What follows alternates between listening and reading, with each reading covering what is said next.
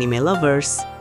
Kalau biasanya anime action memberi kita harapan kalau karakter utama pasti selamat, anime yang satu ini datang dengan aturan berbeda.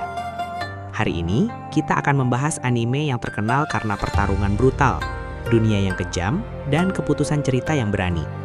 Akame ga Kill. Anime ini bukan sekedar pertarungan pedang dan kekuatan super. Di balik semua aksi dan darahnya, ada cerita tentang keadilan, pengorbanan, dan pertanyaan sederhana. Apakah membunuh demi menciptakan dunia yang lebih baik bisa dibenarkan? Dan sebelum mulai, buat yang belum nonton, pembahasan ini mengandung spoiler besar. Cerita dimulai dari seorang pemuda bernama Tatsumi. Tatsumi berasal dari desa kecil yang hidup dalam kemiskinan. Bersama dua temannya, dia berangkat menuju ibu kota dengan satu tujuan sederhana, menghasilkan uang dan menyelamatkan kampung halamannya. Tapi seperti banyak cerita yang dimulai dengan harapan, dunia yang dia temui ternyata jauh lebih gelap. Ibu kota yang terlihat megah ternyata dipenuhi korupsi, manipulasi, dan kekejaman. Rakyat miskin ditindas, pejabat hidup mewah, dan hukum hanya berlaku untuk mereka yang punya kekuasaan. Awalnya Tatsumi masih percaya semuanya bisa diperbaiki dengan cara baik.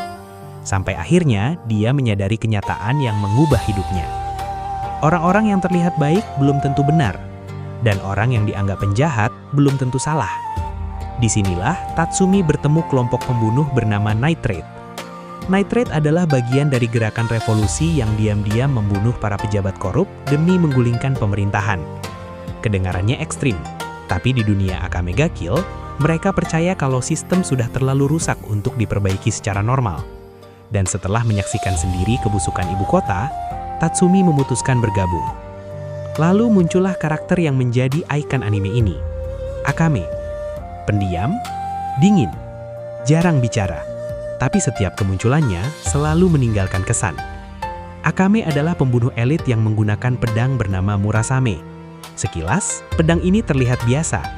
Tapi ada satu kemampuan yang membuatnya ditakuti.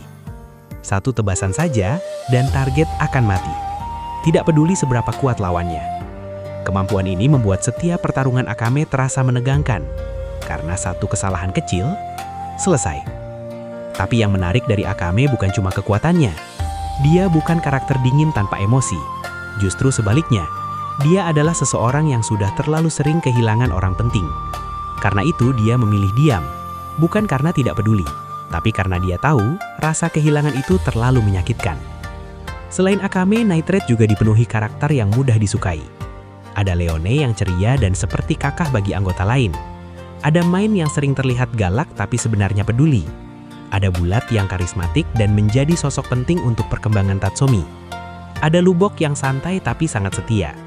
Dan tentu saja, Esdeath. Kalau bicara karakter paling populer sekaligus paling berbahaya, namanya hampir selalu muncul. Esdeath adalah jenderal kerajaan. Sangat kuat, sangat cerdas, dan sangat mengerikan. Tapi yang membuatnya berbeda adalah cara berpikirnya. Dia percaya bahwa dunia memang ditentukan oleh yang kuat. Yang lemah akan kalah. Yang kuat berhak memimpin.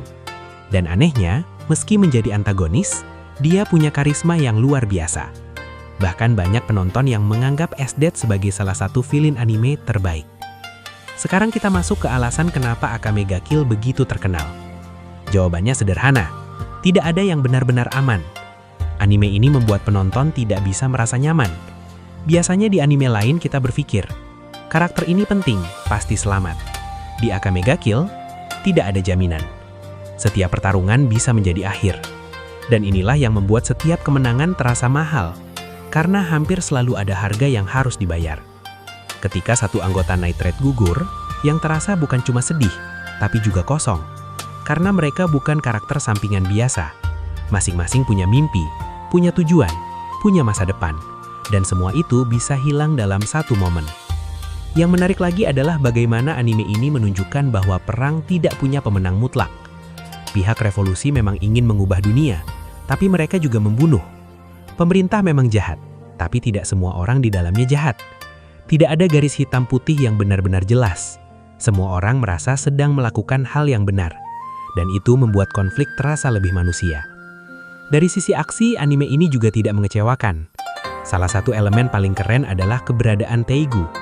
Teigu adalah senjata spesial dengan kemampuan unik. Setiap pengguna punya gaya bertarung berbeda. Ada yang menggunakan pedang, ada yang memakai armor, ada yang mengendalikan es, ada yang bertarung dari jarak jauh. Karena itu, setiap pertarungan terasa berbeda dan tidak membosankan. Yang menang bukan selalu yang paling kuat, tapi yang bisa menggunakan kemampuan dengan lebih baik. Kalau bicara visual, anime ini mungkin bukan yang paling mewah, tapi desain karakternya sangat mudah diingat. Setiap karakter punya identitas visual yang kuat. Akame dengan pedangnya, Esdeath dengan aura dinginnya, Main dengan senjata khasnya.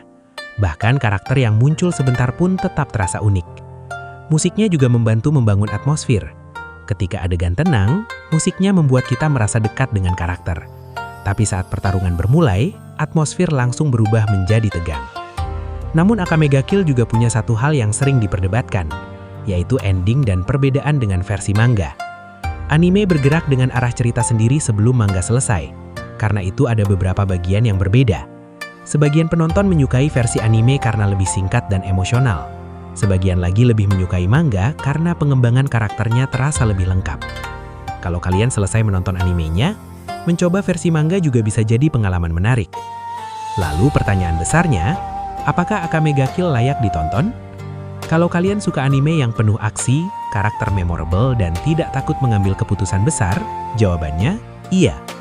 Tapi kalau kalian mencari cerita santai yang membuat hati tenang, mungkin anime ini bukan pilihan terbaik.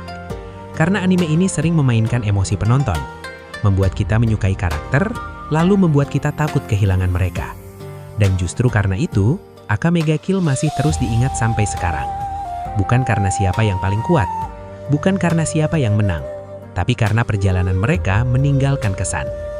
Pada akhirnya, Akame ga Kill adalah cerita tentang orang-orang yang memilih melawan dunia yang rusak. Mereka tahu kemungkinan fagal sangat besar. Mereka tahu mungkin tidak akan hidup untuk melihat hasilnya. Tapi mereka tetap maju. Karena bagi mereka, masa depan yang lebih baik selalu membutuhkan seseorang yang berani mengambil langkah pertama. Dan mungkin itulah pesan yang paling kuat dari anime ini. Bahwa perubahan besar jarang datang tanpa pengorbanan. Kalau kalian sudah pernah menonton Akame ga Kill, coba tulis di komen. Karakter mana yang paling berkesan buat kalian? Tim Akame atau tim Esdeath? Sampai ketemu di konten berikutnya dan tetap jadi Anime Lovers.